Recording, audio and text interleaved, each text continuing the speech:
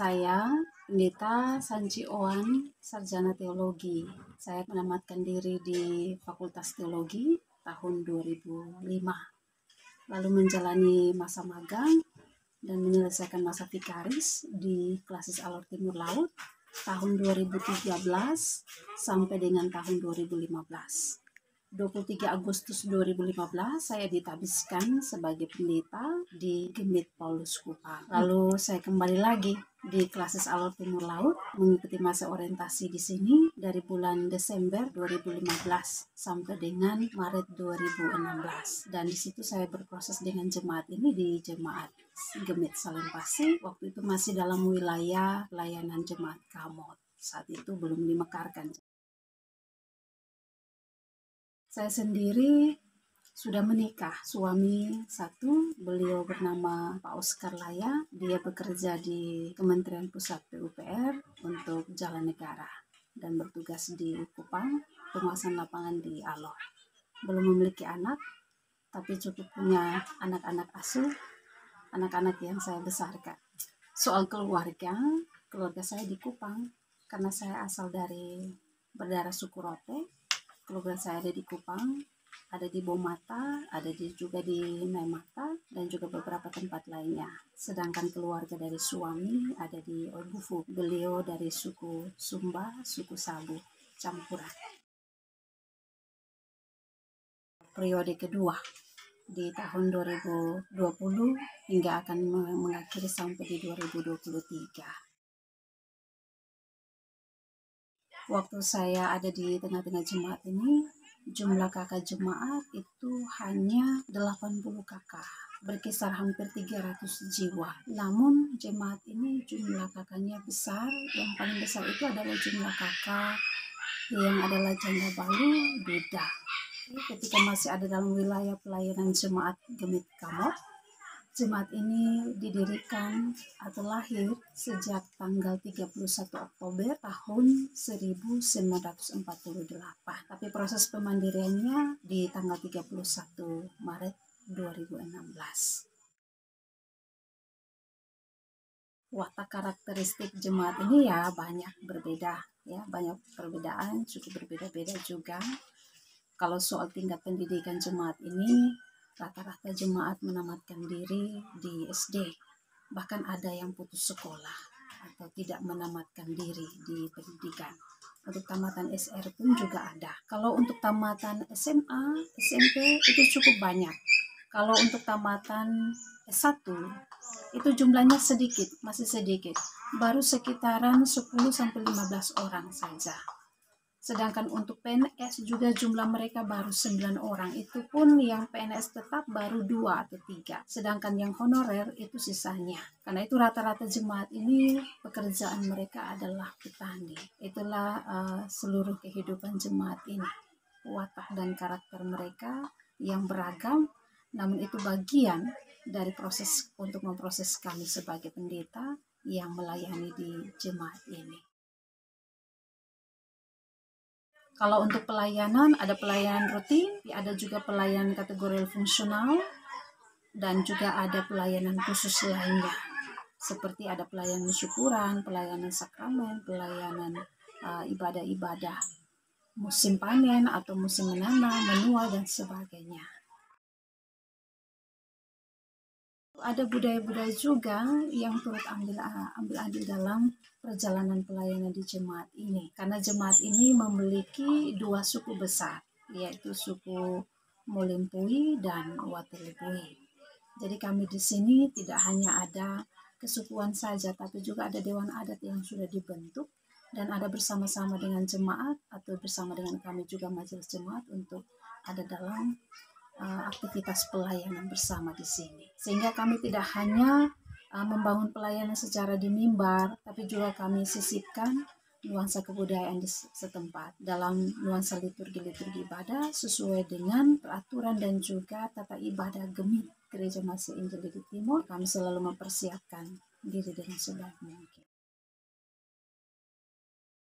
Untuk jemaat Salempasi, potensi masyarakat dan jemaat Salempasi secara khusus di sini, semangat atau etos kerja jemaat ini sangat luar biasa.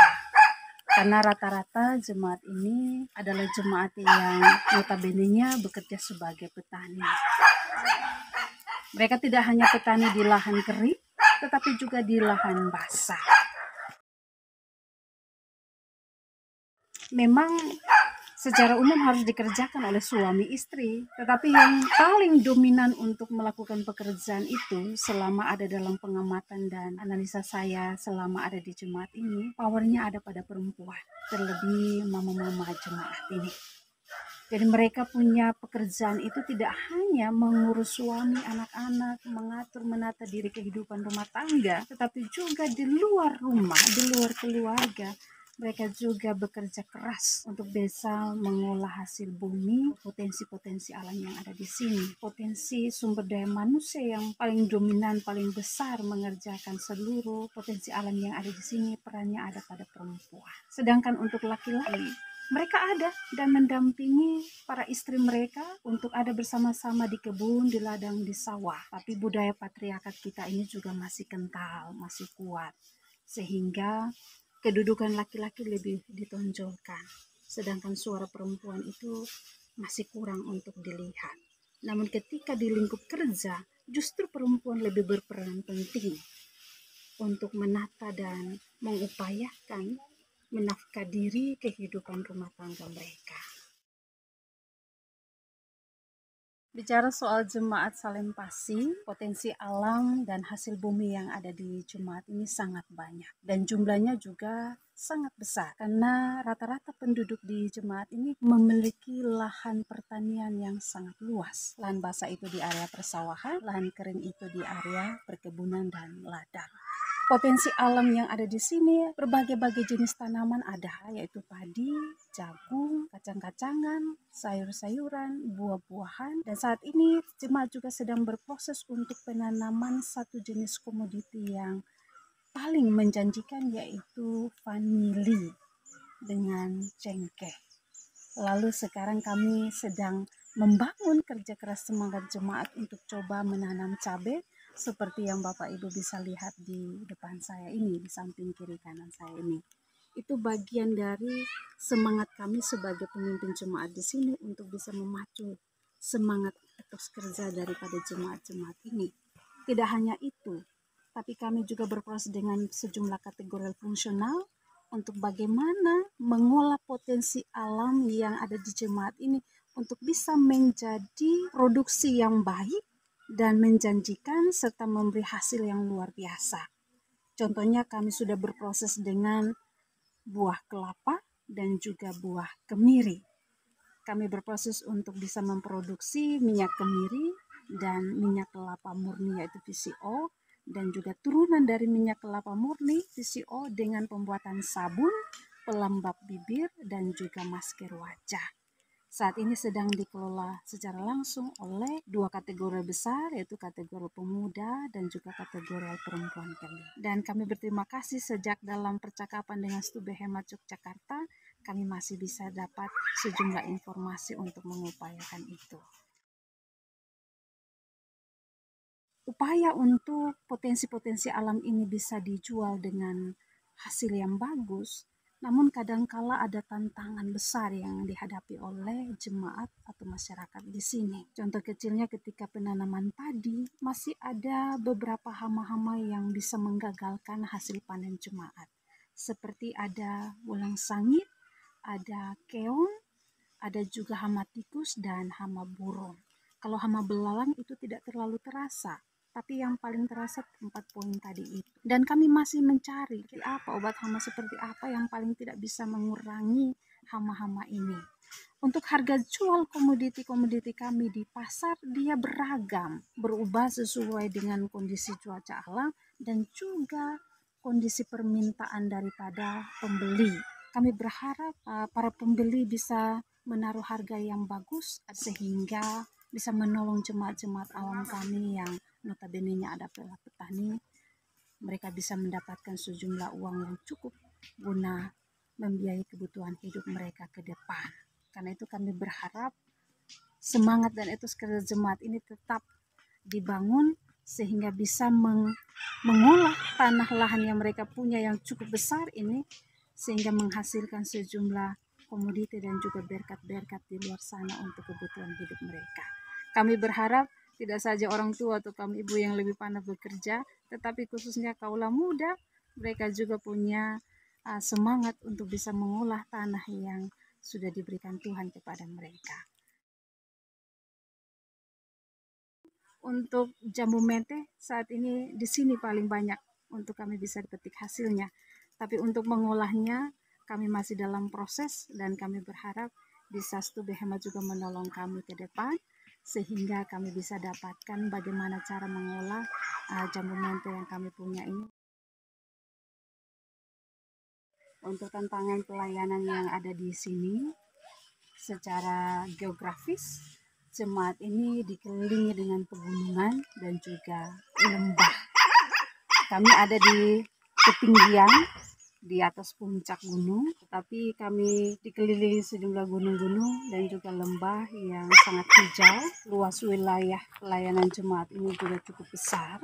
Keadaan jemaat ini tempat mereka tinggal, upaya mereka mengusahakan alam sekitar ini sebenarnya tidak hanya ada di gereja ini, tapi di balik pegunungan dari di belakang gereja ini sebenarnya tempat bagi jemaat ini untuk berproses.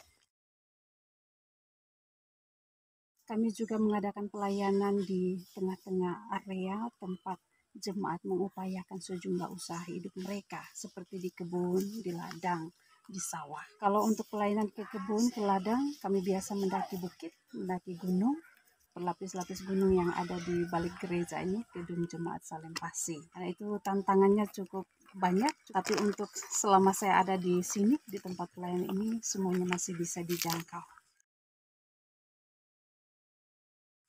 Ya, kalau untuk berkendaraan, motor, mobil bisa lewat. Tapi untuk pelayanan ke gunung, untuk pelayanan ibadah di ladang atau kebun-kebun jemaat, kami biasanya berjalan kaki. Dan itu biasanya kalau ada pelayanan ke sana, kami start jamnya jam 3 pagi. Berharap supaya sampai di sana masih pagi, sekitar jam 5 atau jam 6. Setelah itu kami bisa berproses pelayanan-pelayanan lainnya sesuai dengan kebutuhan jemaat di sana. Contohnya ketika saya datang pertama kali di sini, itu musim hujan kurang ada di jemaat ini. Karena itu kami melakukan pelayanan ibadah minta hujan. Kami berlokasi, lokasi ibadah kami di Kamene, karena itu kami jangkau dengan berjalan kaki. Dan secara umum jemaat juga untuk sampai ke titik lokasi mereka mengusahakan tanah ladang mereka dengan jalan kaki. Untuk transportasi motor yang bisa lewat ke sana, itu pun tidak semua memiliki kendaraan motor, hanya seberapa saja. Lebih banyak mereka menggunakan berjalan kaki.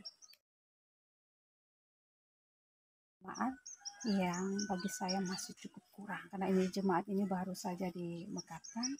Pemahaman mereka tentang ajaran, tentang sumber daya alam, sumber daya manusia pun masih sangat minim. Selama saya ada di sini, saya berupaya untuk mendampingi jemaat ini dalam berbagai bentuk pelayanan dengan memberi pastoral dan juga pemahaman-pemahaman penting mengenai sejumlah ajaran-ajaran gemik dan juga bagaimana menata pelayanan di tengah-tengah jemaat ini. Walaupun sulit, kadang ada air mata, tapi itulah tantangan pelayanan kami sebagai seorang pendeta. Namun untuk semangat pelayanan di jemaat ini dan semangat pelayanan ibadah jemaat ini cukup besar. Karena itu setiap tahun ketika jemaat ini dari 80 kakak bisa meningkat sampai ke 92 kakak. Namun karena faktor alam ada yang meninggal sehingga sudah berkurang menuju ke 87 kakak hingga saat ini. Puji Tuhan, selama masih ada di sini, pelayanan tetap berjalan dengan baik. Itu semata-mata karena kasih dan anugerah Tuhan, hikmat dari Tuhan. Doa dan bekerja, itu kunci bagi kami semua untuk bisa menata diri dan pelayanan dengan baik di jemaat ini. Terima kasih.